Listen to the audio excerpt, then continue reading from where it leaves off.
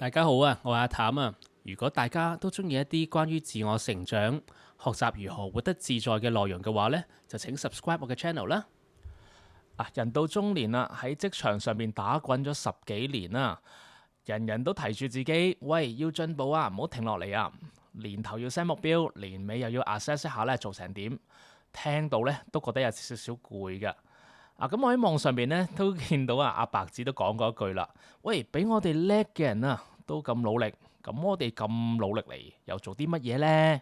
咁係啊，呢句説話咧為我哋躺平咧就即係俾咗好大個動力啊！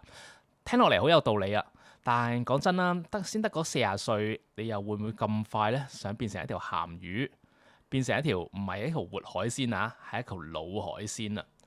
咁我喺網上邊咧又睇到另一張 meme 圖啦，咁佢就咁講嘅，同樣係鹹魚，點解有人可以翻到身啊？但係你又黐喺嗰隻鑊邊呢？咁原因係咩啊？就因為你唔記得同自己加油啦，就係咁樣啦。除咗要幫自己加油之外呢，我仲上網咧睇到好幾個令到自己咧活得更加自在嘅心態，我覺得幾有用嘅，我想同大家分享一下。第一個心態咧就係唔好令到自己咁攰啦，簡化自己嘅人生，追求咧真正想做嘅事。踏入咗40歲啦，其實係一個好重要嘅里程碑嚟嘅。咁我哋真係要認真審視一下自己有啲咩想做，再投放時間將佢做好。去到40歲啦，其實要對自己有信心，將自己咧所諗所想嘅嘢咧，係真係會有能力去做咗出嚟。但同時間咧，我亦都好認同一句説話嘅，就係 You can do anything, but you cannot do everything。就係話時間係有限嘅，你點樣要好好分配你嘅精力啊，你嘅時間去做呢？例如就係話，如果你只係有3件事想去做嘅話，你就可以用你3乘3嘅精力咧去做每一件事。但係如果你咧有50件事想去做嘅話咧，咁每一件事咧只係分到你2% 嘅 energy 啦。就好似以我自己為例啦，咁其實我自己咧又係有一紮嘅興趣嘅，吉他啊，去做健身啊，去畫畫啊，又話要學下語言咁樣樣，全部咧都係開咗個頭，其實咩進展都冇嘅，咁變咗就係好多嘢咧學咗好多年啦。其實每次去叫重啟嘅時候咧，都係去翻呢個幼稚園啊、小學階段咁樣樣，其實都冇一件嘢係做得好。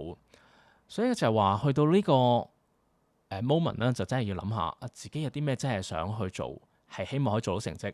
呢樣嘢咧係會令到自己咧係可以有更加有信心。第二個心態咧就係身心健康最重要啦。咁好似打開呢個 Facebook 一講 Facebook 咧，大家就知道老鬼一名啊。係啦，打開呢啲 social media 啦，咁其實成日都見到有啲好搶眼嘅題目嘅，就係話嗰啲一代男神啊、余文樂啊、陳冠希嗰啲咧斷崖式咁衰老啦。咁我都好慶幸啦，自己從來都唔係一個靚仔啦，就唔擔心咧人哋會咁樣講自己。但係40歲之後咧，唔多唔少咧都 feel 到自己有少少身體上大不如前。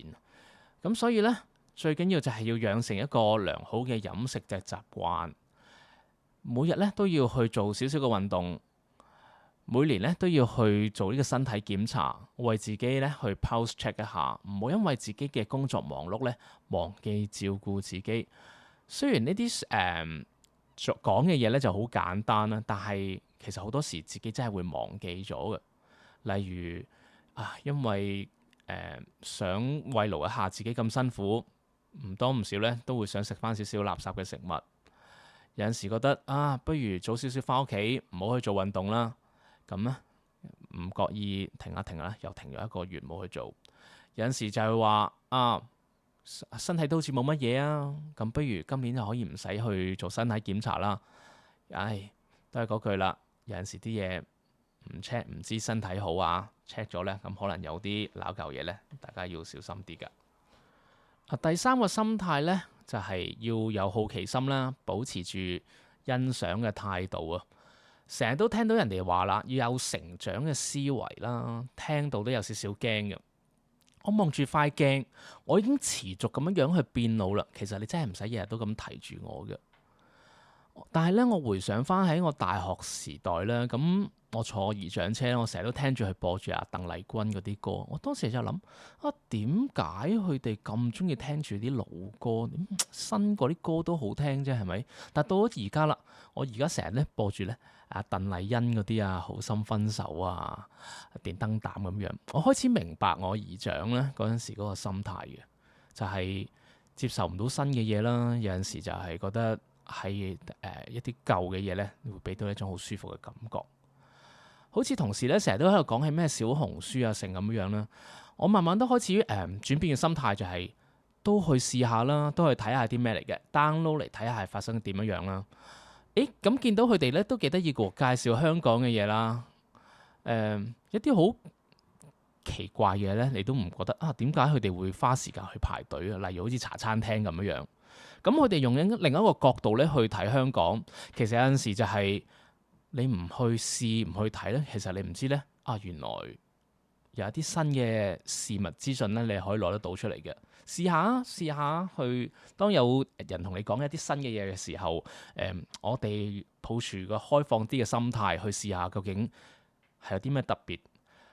你可能當挑機咁樣啦，去睇下，就係睇下你有啲咩咁好。有陣時咧，你去睇下，去望下咧，發覺原來真係有啲特別嘢咧，唔試唔知道原來咁得意嘅。